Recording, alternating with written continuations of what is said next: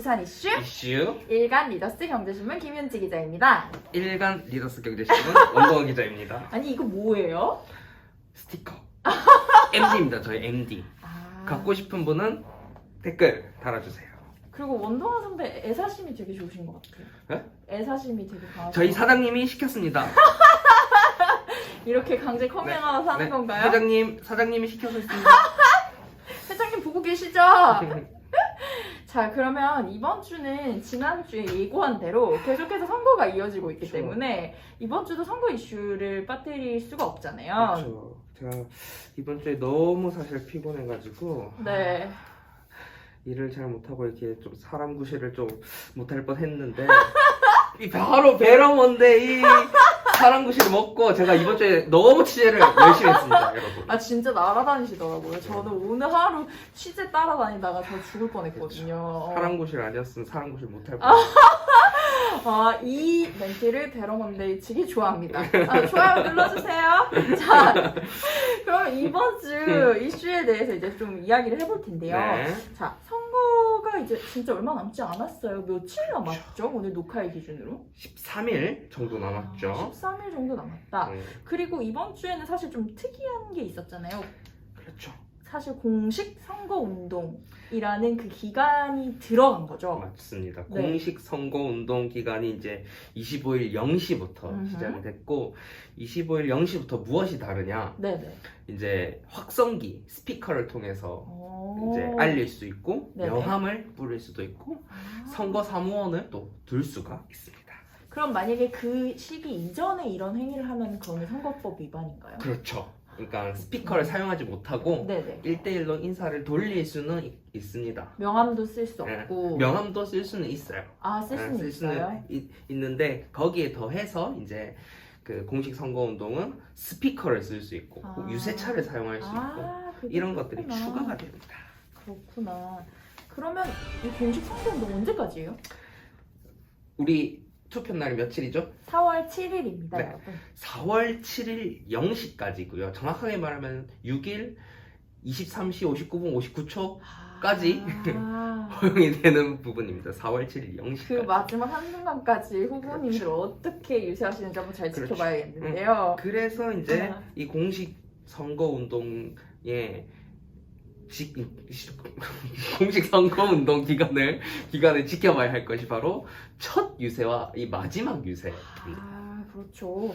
그럼 우리가 오늘 녹화일 기준 26일 공식 선거운동 이틀째인데요. 그럼 네. 어제가 사실 공식 선거운동 첫날이었죠. 첫날이었잖아요. 네.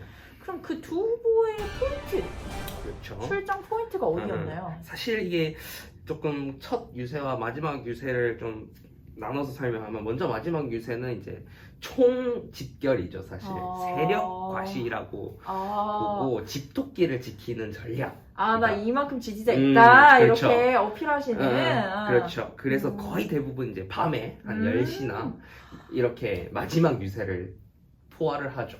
밤 10시요? 보통 그렇게 하죠. 그렇구나. 그러니까 아직 마지막 일정이 발표가 안 됐지만 다음 주 정도에는 이제 일정이 발표될 거지 않습니까? 그때 한번 지켜보도록 하겠습니다. 그러면 첫 일정의 의미는 뭔가요? 네, 첫 일정은 사실 이 선거운동 기간에 어떻게 하겠다, 이 유권자를 꼭 잡겠다 라는 의지의 표현이자 또 그 캠프의 성격을 조금 알 수가 있습니다. 이게 최소한 이 집단은 내가 사로잡겠다. 그렇죠. 좀 약간 뭐 도전장을 냅니다. 그렇죠. 이렇게 좀 이해를 하면 될까요? 그걸 다르게 말하면 그 부분이 약하기 때문에 또 내가 여기에서 꼭 유권자들을 만나겠다, 이런 의미가 있습니다. 그러면 좀 궁금해지는 게 일단 지금 현재 우리 부산시장 후보 6분이 나오셨지만 네. 가장 유력한 분은 양강 구도는 자, 더불어민주당 김영춘 후보와 그렇죠. 기호 1번이죠. 국민의힘 박형준 후보잖아요. 기호 2번이죠. 이 두 분은 첫 선거 유세를 어디로 하셨어요? 이게 재밌는 부분이죠. 오. 재밌는 부분인데 기호 1번 더불어민주당 이제 김영춘 후보, 앞으로 김 후보로 하겠습니다. 김 네네. 후보는 BIFC 앞으로 부산 그렇죠. 국제금융센터 센터에서 가서 네. 부산을 디지털 금융에 특화된 허브로 만들겠다라고 이야기를 했습니다. 그럼 거기는 약간 조금 뭐라 그래야 되지? 머리 쓰시는 분들이 많으신 그렇죠. 곳이잖아요. 어떻게 보면 화이트 칼라들을 조금 어, 내 편으로 만들겠다. 그러면 아직은 그 김영춘 후보 편이 아니다라는 의미로 캠프에서는 해석을 할수 있는 건가요? 조금 그런 부분이 약한다라고 판단을 하는 것 같아요. 그래서 그런 이미지를 좀 갖겠다라는 라고 판단을 해서 BIFC에 간 것 같습니다. 그렇구나. 그러면은 박형준 후보님은요? 이제 기호 2번이죠. 네. 국민의힘 박형준 후보. 앞으로는 또 박 후보를 할 텐데 네네. 박 후보는 어디를 갔냐? 네. 부전시장을 갔습니다. 아, 시장, 상인, 네, 소상공인. 그렇죠. 이게 또 박 후보가 지금 최근에 LCT 논란과 이 기장의 땅 이야기가 두면서 약간 부자 이미지가 있지 않습니까? 그쵸. 저번 우리 보셨죠? LCT 논란? 부자 이미지가 있기 때문에 그걸 조금 탈피하고 또 이 소상공인들이 부산에 많기 때문에 그분들의 표를 좀 획득을 하겠다라는 의지의 표현으로 조금 부전시장에 갔죠. 그러면은 그 현장 한번 돌아보셨을 거잖아요. 그렇죠. 어땠어요? 당일날 네. 그 박 후보의 친아들이 나왔습니다. 아, 친아들이 나와서 지지를 호소를 하기도 했고. 이때까지 공개되지 않으신 분이었잖아요. 그렇죠. 처음 어. 공개적인 석상에서 나왔죠. 물론 이분은 이제 LCT와 관련이 없는 분이죠. 그러니까 박 후보님의 생물학적으로 친자이신 그렇죠. 거잖아요. 그러니까 전 부인과의 사이에서 나온 자녀. 그렇죠. 네. 그렇고 아무래도 조금 시장이다 보니까 좀 웅성웅성한 분위기가 있었고 네네. 김영춘 후보 같은 경우에는 아무래도 BIFC고 조금 계획된 도시다 보니까 조금 정리정돈된 느낌이 있었습니다. 그렇구나. 그러면은 사실 이번 주에도 좋은 기사만 본 것 같진 않거든요. 지난주에는 그 LCT로 시작해서 그렇죠. LCT로 끝났지만 LCT도 있지만 또 다른 막 이야기들이 엄청나게 쏟아지는 한 주였다라고 제가 지금 느끼고 있거든요. 맞습니다. 자, 이번 주 그러면 무슨 흑색 산적, 그 네거티브가 난무했나요? 사실 이제 국민의힘도 사실 네거티브를 조금 시작했다라고 좀 판단을 할 수 있는데 먼저 이제 그 박 후보 민주당이 공격하는 박 후보를 보게 되면은 일단 LCT를 제외하고 최근에 이제 기장군에 건물 재산 누락과 관련된 성명을 또 발표를 했죠. 의혹을 해서 2017년에 준공됐는데 이 건물이 4년째 미등기 상태에 있었고 이 박 후보자는 이 건물을 배우자 재산으로 신고하지 않았다라고 이제 주장을 했습니다. 그래서 민주당은 후보자와 직계 가족의 재산 신고 누락은 선거법 위반 행위라고 밝혔죠. 그렇구나. 그러면은 그 부분에 있어가지고 그 신고를 선거 등록을 할 때, 그러니까 후보로 등록을 할 때 모든 재산에 사실 신고를 해야 되는 건가요? 그렇죠. 후보 자기 직계 가족의 직계 가족은 그 신고를 해야 되는 게 맞죠. 의무가 있군요. 그렇구나. 또 이제 해명을 했죠. 네네. 이 부분에 대해서 해명을 했습니다. 이제 그 전진영 대변인 명의로 성명서 입장문을 발표를 하면서 전진영 대변인님이 그 국민의힘 그렇죠. 박형준 후보 캠프의 대변인이세요. 그래서 이제 무허가 건물이 아니고 관할 관청에 신고된 건물이고 탈세에 대한 문제도 없었고 세금 다 내셨고 재산세도 납부를 했다라고 밝혔으면서 이 건물은 건축대장에도 등록이 돼 있고 이미 신고가 된 건물인데 미등기는 이제 행정상의 실수로 이제 벌어진 일이다. 부주의한 일처리로 송구스럽다라는 표현을 사용을 했습니다. 그렇게 해서 이제 선관위에 바로 정정 신고를 했습니다. 정정 신고를 하셨구나. 근데 또 더불어민주당 입장에서는 여기를 보고 그렇게 세금도 다 내고 인지하고 있었던 그 재산을 그러면 이게 실수로 누락다는 게 말이 되냐라는 입장을 또 보이시는 것 같긴 해요.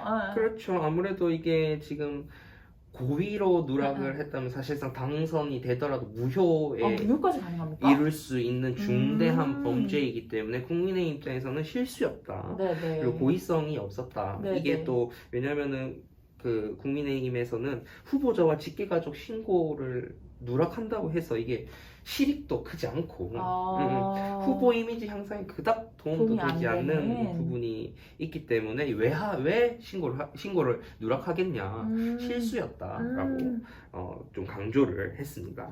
그럼 그거 하나뿐인가요? 이번 주에는? 아니죠. 이제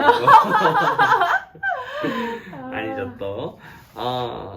국민의힘에서 네. 김영춘 후보의 친형이 네네. 소유한 이 부지를 네. 땅을 그렇죠. 말씀하시는 거죠? 부지를 이제 2018년도에 진구청에 네. 이제 팔았다. 2018년도에. 근데 이 당시 2018년도 판 그 진구청장이 네. 김영춘 후보의 측근이었다라는 주장을 했죠. 그렇구나. 그렇죠. 그러면은 지금 현재 그 2018년도에 구청장님이 지금 현재 구청장님 맞으신 거예요? 그렇죠. 이게 이제 지금 아. 부암동 그 철길마을 건강센터인데 네네. 예, 2018년 네. 4월부터 사실 조금 진행됐던, 그러니까 현 구청장 이전부터 진행된 사업은 맞고요. 네네. 그리고 그 총선 아니죠 지선이 네. 되면서 현재 구청장이 됐죠. 네. 되면서 그 과정에서 이제 과거 사업들을 진행하는 데 있어서 네네. 추진을 해야 되니까 그래서 매입을 했다라고 이야기를 했고 김영춘 후보는 오히려 그 조금 당시 시세보다 좀 싸게 네네. 내놓았고 공익적인 목적을 위해서 친형한테 팔아라고 권유를 했다라고 이야기를 했습니다. 그리고 또 약간 이런 공세가 계속된다면 법적인 대응을 하겠다라고도 뭐 밝혔다 이렇게 얘기가 나오는데 맞는 부분인가요? 그렇죠. 지금 법적 대응을 지금 양쪽 다 하고 있죠. 사실 법적 대응에 대해서 서로 고소와 고발이 지금 난무하고 있는 상황이. 이게 나중에 어떻게 정리가 될지 참 머리가 아프거든요, 사실. 그렇죠. 아무래도. 그렇구나. 그럼 이게 이제 이번 주에 주요한 서로에 대한 네거티브 요소였군요. 그렇죠. 그렇구나. 그 외에는 또 다른 이야기는 나온 게 없었나요? 이제 그 외에는 아무래도 계속 후보들의 정책적인 선거 정책에 대해서 이야기를 하려고 하고 있죠. 이제 얼마 전에는 그 박형준 후보 같은 경우에 전체적인 밑그림 공약에 대해서 조금 다시 발표하는 시간을 가졌고, 그 다음에 김영춘 후보 같은 경우에는 이제 아까 말했던 디지털 금융 중심지 부산으로 만들겠다 특화해서 밝힌 바 있고, 그리고 오늘이죠. 26일인 오늘 대중교통 인프라 구축에 대해서 8개 그 도시철도와 이제 연계한 마을버스라든지 버스와의 연계 노선까지 대중교통을 획기적으로 바꾸겠다라는 또 공약을 발표를 했죠. 근데 다들 조금은 저는 이런 생각이 들어요. 사실 그런 공약을 들으면서 그 공약이 지금 현재 사실 시장 선거는 1년 그렇죠. 임기가 거의 1년이잖아요. 1년 3개월 정도 그죠. 되죠. 그럼 그 안에 이 공약들을 전부 다 달성할 수 있는 공약들인가에 대해서는 한번 생각이 조금 의문 부호가 생기더라고요. 맞죠. 그런 부분에 있어서는 사실 좀 의문부호가 생기고, 제가 사실 이번 주에 좀 취재를 하고 느꼈던 것은 이 배로면대의 사랑구실도 있지만 과연 이 후보구실은 무엇인가 도대체. 어떤 후보들이 어떤 역할을 좀 해야 되나, 어디까지 도덕성 검증을 해야 되고 정책을 어디까지 이렇게 좀 발표를 하고 이렇게 좀 유세를 해야 되나, 그런 그 선거에 있어서 조금 가장 근본적인 고민을 좀 해봤습니다. 저도 근데 그런 생각이 많이 들었던 게, 사실 이제 선배에 지원한다고 제가 몇 번 이제 그런 유세 현장에도 가고 취재도 제가 지원을 나갔는데, 이제 말씀하신 거 들어보면 진짜 전부 다 지금 당장 해주실 것 같이 얘기를 하거든요. 근데 과연 그게 진짜로 될까라는 거에는 항상 의문부호가 생길 수밖에 없거든요. 과연 이게 현실 가능성이 있느냐, 그리고 이게 약 1년짜리이다 보니까 과연 1년 안에 어디까지 과연 사업을 공약을 추진할 수 있는 건가 꼼꼼히 좀 따져봐야 될 문제입니다. 그리고 좀 안타까웠던 부분은 이 말씀하신 네거티브 존이 고발이 난무하게 되면서 약간 이 정책이 조금 저번에도 그렇죠. 말씀드렸듯이 돋보여야 되는 부분이 있는데 그 부분보다는 도덕성에 대한 뭐 의혹이라든지 뭐 의혹을 그리고 증명하는 게 아니라 제기를 그렇죠. 함으로 인해서 그러니까 아무것도 증명되지 않은 그런 사실이 계속 이제 퍼져나가는 거죠. 루머 생산인 거죠. 그러니까 의혹을 의혹으로 덮으려고 하는 그런 그렇죠. 지금 사안이 계속 있는 거예요. 정책이 아니라 네. 후보가 얼마나 서로 이 정책에 대해서 현실 가능성 있고 그건 1년에 가능하냐 5년짜리냐 네. 이렇게 검증을 해야 되는데 음. 그것이 아니라 오로지 그냥 흑색선전과 마타도에만 조금 치우쳐 있는 것이 안타까울 따름입니다. 그렇죠. 그러면은 이런 막 일들이 이번 주에 막 이렇게 있었는데 그럼 이거 안 물어볼 수 없거든요. 결국에 그러면은 여론은 어떤가? 예. 여론은 어떻게 생각을 하고 있느냐? 네. 이 두 후보 중에서 누구를 더 지지하느냐가 나왔을 것 같거든요. 그렇죠. 지금 가장 최근에 네. 진행된 MBN과 매일경제가 한길 리서치에 네. 조사를 의뢰한 결과를 보면은 네, 네. 지난 이제 22일부터 23일 이틀 동안 부산 남녀 만 18세 이상 유권자 829명을 대상으로 네. 차기 부산시장에 대해서 누가 적합하느냐라고 물은 네, 결과 그렇구나. 박형준 후보가 58.8%, 김영춘 후보가 29.3%로 두 배인데요? 그렇죠. 두 후보의 격차는 거의 29.5%에 달하는 상황입니다. 지금 그러면 김영춘 후보 캠프 측에서는 되게 이 여론조사 결과가 조금 참담할 것 같아요. 그렇죠. 이 여론조사를 조금 더 세세하게 봐야겠지만 ARS라든지 네네. 휴대전화 퍼센테이지를 조금 더 좀 봐야 되겠지만 어쨌든 단순 수치상으로는 지금 박형준 후보가 거의 2배 이상으로 차이가 나고 있기 때문에 아마 민주당이나 그 김영춘 후보 쪽에서도 이에 대해서 이제 조금 한 10일 정도 남았으니까 대책을 마련하고 다시 선거 전략을 조금 수정한다거나 이렇게 해야 될 것 같습니다. 앞으로 그 두 캠프가 또 어떻게 어떤 전략을 가지고 진행이 될지는 좀 지켜봐야 할 일인데요. 지난번과 똑같을 것 같아요. 결국에 어쨌든 지난주에도 네거티브가 난무했고 이번 주에도 네거티브가 난무한 선거였다라고는 정리가 될 수 있는 것 같거든요.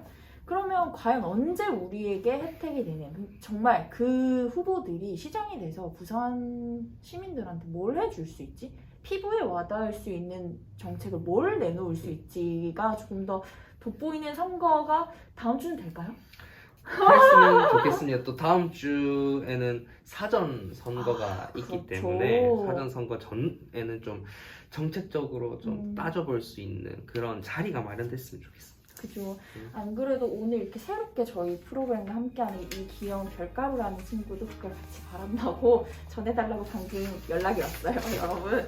자, 그러면 우리 다음 주에는 미안해요, 라이언.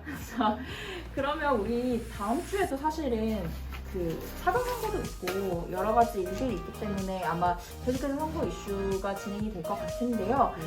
다음 주는 조금 더 성숙한 그런 선거 유세를 좀 기대를 해보며 그리고 캠프에 더 성숙한 대응을 기대를 해보며 그렇죠. 다음 주에도 사람 구실하고 후보 구실이 할 수 있도록 지켜보도록 하겠습니다.